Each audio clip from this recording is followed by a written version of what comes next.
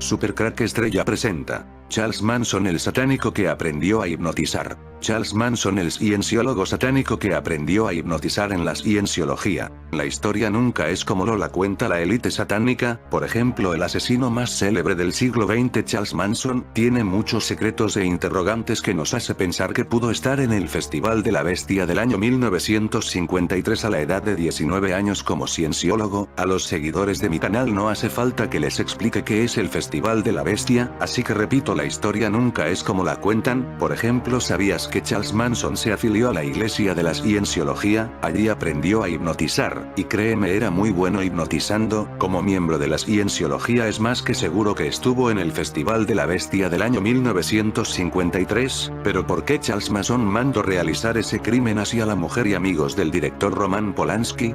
Fue por venganza, ya que Roman Polanski realizó una película donde contaba grandes secretos de la élite satánica. La película se titula La semilla del diablo. La actriz Sharon Tate, sex symbol de Hollywood y esposa de Roman Polanski, y otras 4 personas que la acompañaban en una mansión del lujoso barrio de Bel Air, mueren asesinadas, en un crimen satánico y ritual protagonizada por la familia, la secta dirigida por Charles Manson.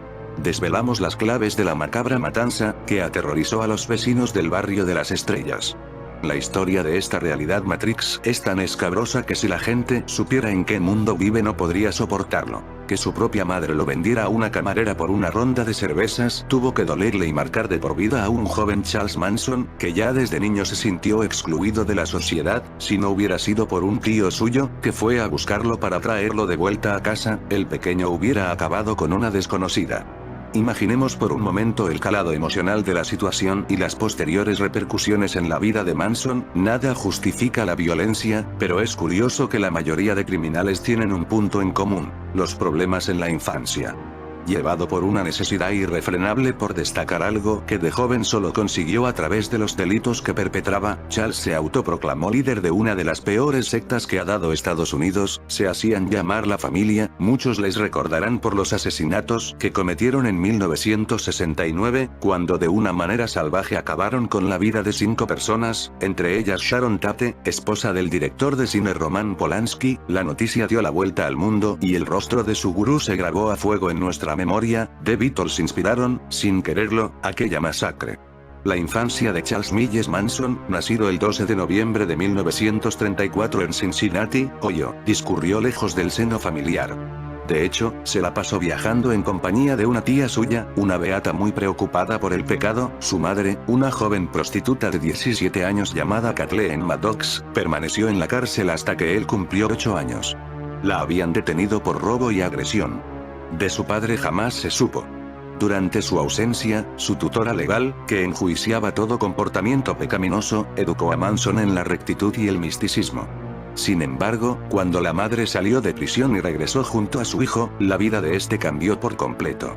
Permaneció a su lado hasta que cumplió 14, no soportaba las continuas discusiones que tenía con ella por culpa de su alcoholismo.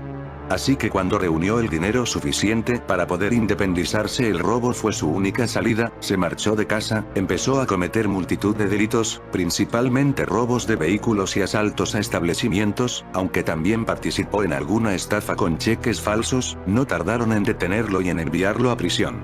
La policía llegó a acusarlo de 8 cargos entre 1951 y 1952. Su delictiva carrera no había hecho más que despegar. A los 19 años se casó con una enfermera de 17 llamada Jean Willis, con quien tuvo su primer hijo. Hacía poco que lo habían soltado, pero el matrimonio no duró mucho. Solo 4 años. En 1959, ya divorciado, se casó con una prostituta, Candy Leona Stevens, que acabó acusándolo de proxenetismo. De esta unión nació su segundo hijo, Charles Luther Manson. La prisión le estaba esperando. En 1961, un cúmulo de delitos le llevaron a ingresar en la cárcel, donde sufre una especie de transformación. Fue en este año 1961 en la cárcel donde conoció al que fuera luego más tarde un actor de cine, un jovencito Danny Trejo. Charles Manson muestra a Danny Trejo lo que aprendió en la cienciología e hipnotiza a Danny Trejo. Danny Trejo habló sobre aquella vez que conoció a Charles Manson en la cárcel. Como todos sabemos, Danny Trejo es un hombre muy rudo y por supuesto que se codeó con el mismísimo Charles Manson en prisión. Es información del dominio público que Danny Trejo no es solamente un badass en la pantalla grande, pues el actor de 73 años ciertamente ha tenido una vida bastante agitada, repleta de impactantes historias.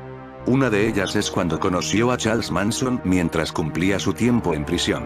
Antes de actuar para directores como Robert Rodriguez, Danny Trejo pasó varios años entrando y saliendo de prisión en el estado de California. Una de sus primeras sentencias fue en 1961 por posesión y venta de droga, y fue mientras purgaba su condena tras las rejas que conoció a Charles Manson. Recientemente, el actor publicó su primer libro de memorias, Trejo, My Life of Crime, Redemption, and Renewal. Es a través de sus páginas que relata cómo fue que conoció a Manson a la edad de 17 años, la relación que tenían y su percepción sobre él en aquel momento. Mientras esperaba a que me enviaran a Truckee, había un chico blanco, sucio y escuálido en el county. Era un pelele escurridizo, no era un matón, pero tenía la jerga de la prisión y la cárcel. Más adelante, el protagonista de Machete procedió a describir cómo Manson se ofreció a guiarle a él y a otros reclusos a través de una forma de meditación que prometía hacerlos sentir como drogados sin usar ninguna sustancia. El actor dice que el método de Manson era eficaz. En el momento en que describió cómo me llegaba al torrente sanguíneo, sentí un calor que me recorría el cuerpo. Si ese chico blanco no hubiera tenido una carrera criminal, podría haber sido un hipnotizador profesional. Charles Manson salió de prisión 2 años antes que Trejo y, como ya todos sabemos, en 1969 él y su séquito asesinaron a sangre fría a 7 personas, incluida la actriz Sharon Tate, quien en ese momento estaba embarazada. Un juicio posterior determinó que Manson nunca ordenó expresamente los asesinatos, pero su liderazgo fue suficiente para justificar una condena por asesinato en primer grado y conspiración para cometer un asesinato. Murió en prisión en 2017 mientras cumplía cadena perpetua. Manson ha pasado a la historia de la criminología por su vinculación al satanismo, el esoterismo y, por supuesto, el crimen. Fue durante esta nueva etapa de su vida cuando conoció el esoterismo y ciertos estudios relacionados, empezó a formarse en esta disciplina y se afilió a la Iglesia de la Cienciología. Durante el período que permaneció entre rejas 17 años, asimiló multitud de conocimientos de todas las religiones y reconoció y asumió un liderazgo que llevaba dormido mucho tiempo. Durante su segunda estancia en la cárcel, 1957-1967, Manson aprendió a tocar la guitarra, estudió esoterismo y se inició en cienciología, aunque en mi canal pensamos que fue mucho antes cuando entró en la cienciología en el año 1952, sometiéndose a horas y horas de auditación dianética. En cuando lo soltaron, se fue disparado a la costa californiana, un lugar ideal para seducir niñas hippies con su arrebatado carisma. Al contemplar aquel ambiente de libertad y libertinaje, el expresidiario se frotó las manos. Tenía 32 años, de los cuales había pasado 17 encerrado, y había llegado el momento de recuperar el tiempo perdido. En menos que canta un gallo, formó su propia secta, The Family, en la que abundaban unas jóvenes de buen ver que le llamaban el mago y lo consideraban un enviado directo de Dios. Con sus rudimentarios conocimientos musicales y su misticismo enfermo, Manson salió a improvisar canciones. Neil Young, que lo conoció por aquel entonces, recuerda que Manson se sentaba con una guitarra y simplemente tocaba. Todo le salía a borbotones. Entonces paraba y sabías que nunca más volverías a oír lo que acababa de tocar. Musicalmente era único. Consciente de su talento bruto, Charlie empezó a grabar maquetas con su música y a plantearse entrar en el show business por la puerta grande. Así que, en primavera de 1968, trasladó su comuna portátil al domicilio particular de Dennis Wilson, la oveja negra de los Beach Boys, el único miembro del grupo que era un verdadero surfer y que vivió y murió en el mar, dejando como testamento la incomprendida masterpiece de rock californiano Pacific Ocean Blue. A Dennis, que estaba recién divorciado, le pareció providencial que Manson y sus bellas discípulas se apalancaran en su mansión y terminó cayendo bajo el embrujo del mago y compartiendo con él drogas, pasta y bacanales, seguramente hipnotizado con sus técnicas. Decidido a echarle un cable con su carrera musical, cierto día Dennis montó una fiesta para que Charlie conociera a Terry Melcher. Pero al prestigioso productor de los Bears no le gustaron ni un pelo las maquetas del mago. Sin duda, el sonido Manson era demasiado anómalo para la era del Suncine Pop. Tenía un pozo amateur, sucio, violento y subversivo que se adelantaba una década al punk. Con todo y con eso, Charlie consiguió que Wilson le dejara grabar un puñado de temas en el estudio de su hermano Brian, si bien todo aquel material fue destruido después por Dennis, que, acojonado, afirmó que las vibraciones conectadas con esas cintas no pertenecían a este mundo. Así, Wilson también le dio la espalda a Charlie. Se cambió de residencia y dejó en la calle a la familia Manson, que se trasladó al Valle de la Muerte para consagrarse al sexo, al LSD y a la escucha compulsiva del White Album de los Beatles. Al salir de prisión en el año 1967 se dirigió a San Francisco. Gracias a su hipnótico poder de convicción, acumuló una corte de seguidores a los que llamó la familia. Él era su líder absoluto, el Jesucristo de aquella secta. Si observamos algunas de las fotografías de la época, podemos comprobar el gran parecido entre los dos personajes. De hecho, él mismo se autoproclamaba Mesías, Satán, el Espíritu y sobre todo el Anticristo. La doctrina que predicaba era de lo más extraña, ya que mezclaba los diversos conocimientos y preceptos de corrientes orientales y cristianas, hasta reinterpretó la Biblia. Su filosofía afirmaba que solo aquellos que le siguiesen se salvarían del temido apocalipsis. Sus adeptos respaldaban las creencias que les inculcaba Manson y, tras mudarse todos a Los Ángeles, formaron una especie de comuna hippie cuyo lema estaba basado en el resentimiento y no en el amor. Entre los miembros de la familia estaban Dennis Wilson, integrante del grupo de Beach Boys, Susan Atkins, más conocida como Sadie Mae, Charles Tex Watson o Linda Kasabian. Las drogas, la música y el sexo libre eran la tónica habitual en una comunidad que veía cómo Manson practicaba un mesianismo posmoderno bajo la influencia de la esquizofrenia. Nadie discutía sus acciones, o por lo menos, nadie se atrevía. Y es que parece claro que el crimen que mandó realizar Charles Manson fue de todo menos casual. Fue una venganza por la película que contaba muchos secretos que la élite no quería que se supieran. Allí mandó a la casa de esta actriz a su legión satánica de MK Ultras, comandada por Charles Manson. La leyenda, según la más conocida, a las sectas satánicas no les hizo mucha gracia que Roman Polanski aireara sus actividades a través de La Semilla del Diablo, desafortunado título español que hace un tremendo spoiler del film, por lo que pidieron al maligno que se vengara, no solo de él, sino de todos los involucrados en la cinta. Watson, Atkins y Krenwinkel, tres de los miembros de la familia, grupúsculo creado por Charles Manson, irrumpieron en la casa del realizador en Rodeo Drive, California, y asesinaron a su embarazada esposa, Sharon Tate, que había salido por primera vez en los títulos de crédito en un film casualmente titulado El Ojo del Diablo, de 1966, junto a otros tres amigos del matrimonio. Hechos empíricos. Al asesinato de Sharon Tate se suma que tras rodaje el músico Krzysztof Komeda, amigo de Polanski y compositor de la banda sonora, falleció víctima de un coágulo cerebral. Poco después el productor de la cinta, William Castle, fue ingresado de urgencias por una infección, justo en el mismo hospital. La acción del film tiene lugar en el edificio Dakota, donde según los rumores se habían desarrollado rituales de magia negra, y deambulaba por allí el fantasma de Boris Karloff, que había vivido en uno de sus apartamentos. Años más tarde, junto a este inmueble fue asesinado el músico John Lennon. Otro de los misterios de esta película es un actor que después de tener un pequeño papel en La Semilla del Diablo, escapó con su familia a España, posiblemente a saber de la venganza que estaban realizando sobre todo aquel trabajo en la película. Los efectos personales del actor de Hollywood aparecieron en la calle Pes de Madrid, en busca de una historia para los Modlin. La historia de los hombres está escrita en los contenedores de basura. La cita se atribuye a un tal Rosman Barenga y es muy cierta, como se verá en el relato que sigue. Mientras Mia Farrow se acerca cuchillo en mano a la cuna negra de su hijo en La Semilla del Diablo, un japonés hace fotos. Justo detrás, un hombre alto de frialdad siniestra contempla la escena y eleva por un instante la mirada al cielo. Se llamaba Elmer Modlin, de profesión eterno secundario en series como Embrujada y anuncios televisivos.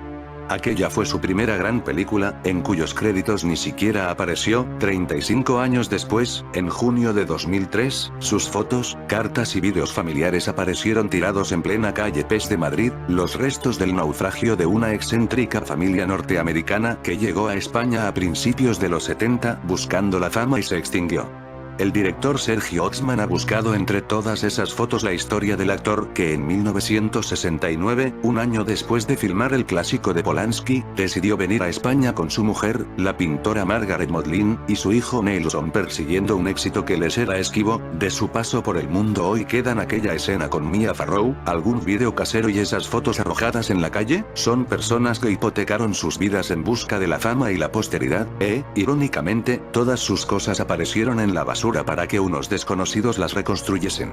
Margaret y Elmer Modlin se casaron en 1949 en Carolina del Norte, poco después se instalaron en Hollywood en busca de la fama. Allí nació Nelson, a quien educaron para convertirlo en una estrella de cine. Después de los anuncios en Hollywood y su fugaz paso por el clásico de Polanski, desaparecen. El fotógrafo Paco Gómez fue quien encontró décadas después sus cosas tiradas en la calle. Y a partir de ahí empezó a recomponer su vida en España. En los años 70 una misteriosa familia norteamericana se instaló en España buscando cambiar su destino. Durante más de 3 décadas, un antiguo piso del barrio madrileño de Malasaña, en la calle Pes, fue la fortaleza de sus extrañas vivencias y secretos. Recuerdos en forma de viejas fotografías y objetos personales que sacan del olvido a sus protagonistas.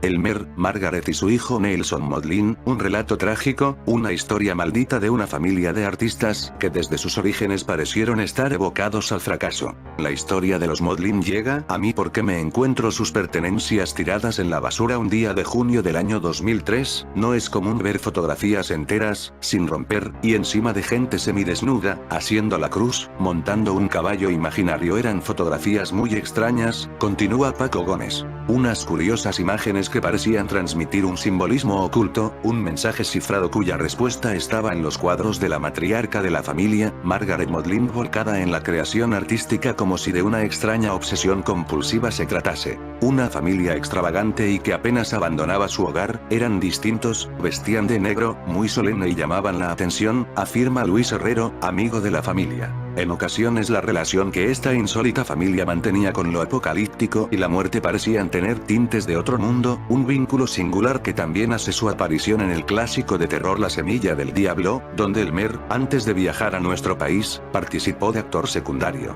La Semilla del Diablo es la historia de un actor que vende a su hijo al diablo y para obtener la fama, y esta familia, Modlin, parece que hizo lo mismo. Margaret, la esposa, hablaba de un fin del mundo y realizaba cuadros, libros malditos. Excalibur. La leyenda dice que quien lee este libro se vuelve loco.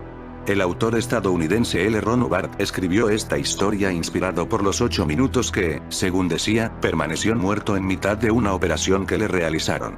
Hubbard regaló Excalibur a unos pocos amigos suyos, quienes fueron internados en psiquiátricos después de leer la novela. Nunca ha sido publicado, pero circula por la red gracias a personas iniciadas en la cienciología, y debido a que su contenido se relaciona con la supuesta clave de la existencia humana. Excalibur es un libro increíble que, según lo que se comenta, puede volver loco a cualquiera que lo lea, aunque no lo creas y te parezca algo exagerado. Hay mucha verdad detrás de esto. Seguro te preguntarás cómo puede un simple libro volver loco a alguien. ¿Quién sabe si Charles Manson o la familia Modlin llegó a leer este libro? Déjame decirte que no se trata de un libro cualquiera, sino una obra maestra de Lafayette Ron Hubbard, el fundador de la cienciología.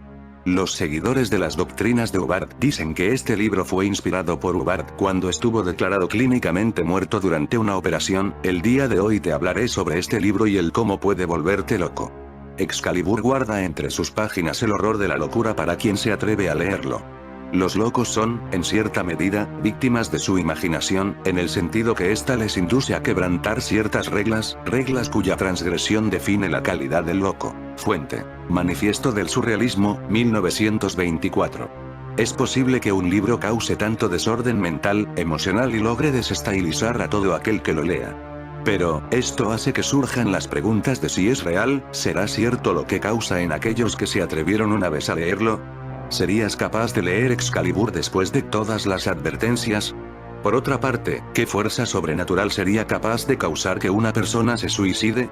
Todas estas y otras interrogantes no han sido respondidas. Solo quedan las evidencias y los resultados palpables en aquellos que terminaron encerrados en un manicomio o acabaron con sus vidas.